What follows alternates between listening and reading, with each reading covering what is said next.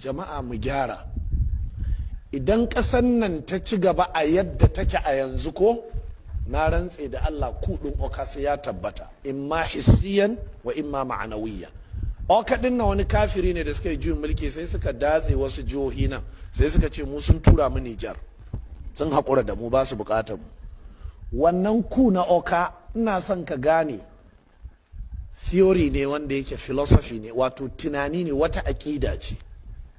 A yanzu da yawa abin da ake gani kenan, ba mu da wani amfani a ƙasar, ba mu da wani contribution towards the development of the nation, ba ma amfanar ƙasar da komai, ba ma iya producing komai, we are not productive, ba mu da wasu resources, ba mu da wani abu. Har nan ana bakan magana aka ce ko a majalisa duban su ba abin da suke iya surutu sai dai me, sai dai bacci kawai, amma an zo magana kuɗi sun fi kowa.